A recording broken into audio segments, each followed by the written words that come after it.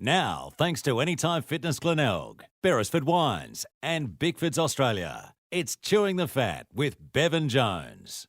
Well, g'day and welcome to another edition of Chewing the Fat. Today we're joined by another South Australian legend. He played 141 games for the Dogs, kicked 475 goals. 6 times he was the leading goal kicker for Centrals, played 3 state games as well. It is Rudi Mandemaker. Great to have you on Chewing the Fat, mate. Thanks, Bevan. Thanks for having me. It's an absolute pleasure. Now, we'll get to your footy in a moment. You're involved with the Southern Cross Cleaning Group, of course, as their marketing manager. Talk to us about that role and how that's all come about. I used to know the owner. Our kids went to school together, and I'd had enough doing the pest control, so I went down and visited him, and he gave me a job 15 years ago. So, sales and marketing, we do all the quotes and tenders. Originally, we were turning over 4 million when we started. Now we're probably up over 40. We do a lot of government schools, shopping centres, defence contracts, buildings in town, so everything that needs to be cleaned, we're happy to have a look at. A lot of golf days, I'd imagine, as well, being in sales and marketing? A few, but it costs us money because we sponsor quite a few, so we're not all about take. We're happy to give back to the schools and clients and try and look after them as well. Terrific, good on you, mate. Now let's get to your career. Most importantly, you were born in Victoria, country Victoria, and then you came and played for the Hawks. Didn't quite get a VFL game, unfortunately, but then you came to Centrals as part of the John Platten deal. Talk us through your journey and how it all happened. Well, I was from a little country town called Poowong in South Gippsland. They had no under 10s, 12s, 14s, so I think I was 11 years old and started straight in the thirds, under 16s and 17s, and played there. Hawthorn used to have a squad called the Country Ice squad. Like an ice was like a small hawk. So I got in that squad and ended up moving down to Melbourne and playing in the under 19s and reserves. And then I had enough, bit homesick, ended up going back to Poowong.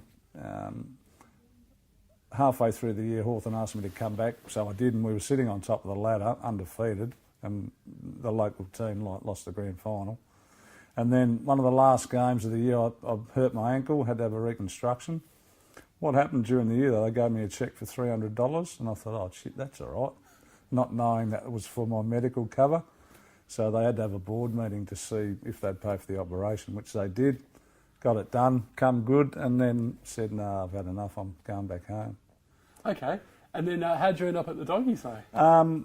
Well, I played that year in the grand final back home and we won, and then I was working at Richmond at the SEC, and the boss comes in and says, "There's a phone call for you. It's Cowboy Neil," and I sort of knew who he was, and I didn't really believe it, so I got on the phone. Obviously, he played under Jeansy at Hawthorn, and they were looking for someone, so Jeansy recommended me come over for a year or two and then go back. So I come over with Scotty Lee. Spent the week here and thought, oh, this is probably the best thing I can do is get away from all that trouble in Melbourne and basically make a fresh start, and moved over in '86.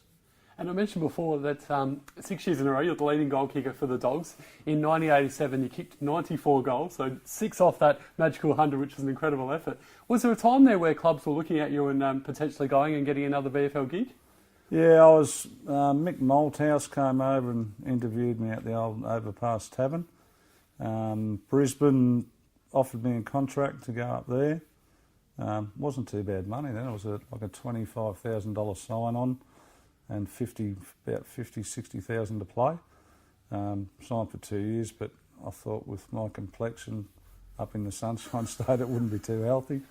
So I didn't go there, and then the next year Sydney actually drafted me. I was on holiday in Cairns and they said, "Oh, Sydney have drafted you." Because I think Cowboy Neil went up there. But look, I signed a 3-year deal with Centrals and ended up on that player retention scheme. And I thought, well, I probably shouldn't have been on it because I come over from Victoria and it was to try and keep the South Australian players here. So I signed that and ended up with another 60, 70 grand out of that. So it was worthwhile in the end. I think you made the right decision for sure. So. Well, but I could have gone to Brisbane and made, 3 times that. But, decided to stay here. But your loyalty for the Dogs was fantastic. Yeah, so, it was, yeah. And you were a very handy cricketer in your young years as well, Rudi. What made you choose footy over cricket in the end? cricket was just a bit of a pastime, you know. Like coming from the country, you play footy, cricket, basketball, tennis, squash. You just get involved in everything. So a few of the boys played here, so it was just a matter of going out having a hit. Not much technique, just a swing of the bat, and some of them would lob over the fence and some wouldn't. But you know, it's just a bit of fun. So footy was definitely always your passion over the top of cricket? Yeah, well, yeah, cricket was good because we didn't really train a lot. Like I wasn't one of the best trainers, or you know, the hardest we trained was when I was in that initial Crow squad, and I was as fit as I'd ever been. And then that year, I did my hamstring 2 or 3 times. Like, you know, I was probably overfit. Like I never knew what a hamstring was, but you know, being really fit and doing those 110 hundreds with Cornsey and that, I was probably the fittest I'd ever been. But once I started, after that initial pre-season, just got injured all the time. Yeah, it's no doubt all that running certainly can't be that good on your body. Well, so. when you're full forward, you only need to run out of the square for 10 metres, so you know, you don't need all that. And let's talk about your days at the Doggies, where you were dominating. Obviously, there were some damn good fullbacks back in the day that you would have played against. Who was your toughest opponent, though, Rudi, and why? I always used to have a tough game against Tommy Warhurst. He'd never give you a lot, and he'd always give you a whack behind the head. Roger Delaney, you know, in that power team, they worked like a team pretty much. That's why they were so successful in those days. So probably those two, I'd say. And what was so formidable about the Maggies back in those glory days before it became the Centrals in the 2000s? I think similar to what Centrals were. Like they had a nucleus of blokes that played together for a number of years. Like they knew what their left hand was doing. They were hard at it, had a great coach. You know, had blokes up forward that kicked plenty of goals like Hodges and Tyler and Smith, and they were just really good all over the ground. And the Dogs dynasty, obviously 9 premierships out of the 11 grand finals in the 2000, which is just a phenomenal effort. What was it like being a part of that 2000 grand final, being a past player and getting the club's first ever premiership? Yeah, I said to some people, I don't care where I am, if Centrals are ever in a grand final and they win one, I want to be there. And look, and I was here and was over there. It was just amazing after the games, getting down in the rooms and then going out to Elizabeth and just partying for, you know, a number of days. And as you said, like 12 grand finals in a row, it was just was amazing. Well, we weren't as fortunate. Like I think I played in 4 finals for 4 losing ones. We had some great players, but we just sort of didn't put it together as a team. And there's obviously those Magpies and the Bays back in those days as well that were pretty dominant. Yeah, and Nord were pretty strong too. So, yeah, it was good footy in those days. It was before the 2 Adelaide teams went into the AFL, so it wasn't a bad standard. And in terms of teammates, who were the funniest teammates you played with and why? Oh, look, Scotty Lee, I was from Victoria with him. We'd get into a bit of mischief. We had the gold passes to McMahon's at Salisbury. So there'd be a big line up and we'd just come in and flash our gold pass and we'd get in, and I think we ended up getting thrown out a couple of times. And Gilbert McAdam, great player, Craig Brady, the Victorian boys, David Flinoff was there, Russell Shields from Hawthorn. But it was a good group of blokes. We were pretty close and liked to have a good time, which probably sometimes may have been our downfall a bit.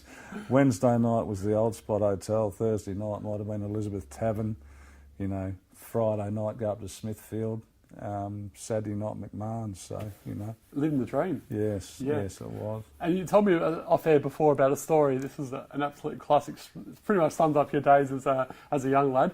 You were playing for VFL for the Hawks, and it was a reserves prelim final the night before. You were out and having a few beers for a mate's 21st, and you had a few too many and you weren't able to play the next day. Talk to us through that. It was actually the first semi-final. It was on a Sunday at the MCG, and my mate was 21 and went out and had a bonfire at the local Poolong North Tennis Club. Had quite a few and got home fairly late or early in the morning and got a lift down to the MCG, but some of the alcohol must have been oozing out of my pores because the then coach Des Marr told me to grab my bag and go and sit up in the ground and said, I don't think you can play. So unfortunate thing, there was a big crowd there that day, but hey, these things happen. Once again, it's all about enjoying life though, isn't it, Rudi? Exactly, So, probably enjoyed it a bit too much. But then once I moved over here, I settled down and got fit and, you know, 86 after playing the first 8 or 9 reserves games. 87 I ended up playing state footy. So. And what was that like playing those 3 games for the state, playing with the best players from South Australia? Oh, it was amazing. It was probably the highlight of the career, you know. Playing against Ablett and, you know, playing Terry down there, Chris Langford, like 50,000 people at Footy Park, beating the Vicks by 4 points. And then we went over to WA and beat WA over there, and like we were Australian champions for the first time for 50, 60 years. So big night over there. Walking in after the casino about 5, 6 in the morning, celebrating. And Max Bashir put his MasterCard on the bar and said, "Help yourselves, boys." So those are the days. We gave that a good shot. And how do you see modern footy versus footy when you played yourself, Rudi? It's not hard to turn off sometimes, just because it's like a game of keepings off, you know. Blokes 30, 40 possessions, a lot of uncontested stuff. They're too afraid to kick down the line to a contest.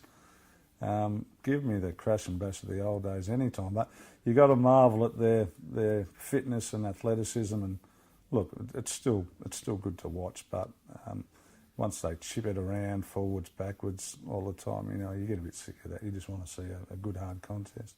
Yeah, take me back to the good old days when we were seeing guys like yourself bagging 10 or Scotty Hodges down the other end kicking 11, you know, or that game back in the day when Ablett kicked 14 and Salmon kicked, I think, 10 in a game. That was just, those were the good old days, weren't they? So. Well, exactly. And I still remember one of the finals against St Kilda and Geelong. Like Ablett was down one end kicking goals and Lockett was down the other end kicking goals. So the day of the full forward doing that sort of thing, I think that's far gone now.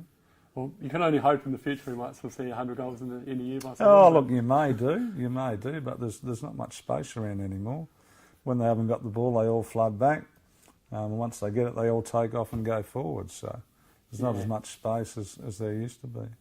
And no doubt there would have been some good pranks back in the day that you would have been involved in or would have seen firsthand at the footy club, perhaps the Dogs or the Hawks. Anything you want to share? Oh, there's probably some that you can't share, but maybe most of it happened like in the shower area where it might have been a warm stream ending up on your leg, you know, so you can't give too much. Like Scotty Lee was we used to call him agitator. He just used to agitate everyone, so he was the master of that sort of stuff. Oh, well, Rudi, it's been an absolute pleasure chatting to you today and hearing these stories from you. Thanks to Jeff for filming for us and to Southern Cross Cleaning, of course, letting us film here. Mate, congratulations on a stellar career, and it's been awesome just hearing all about it. Thanks, Bevan. Lovely to catch up. Likewise.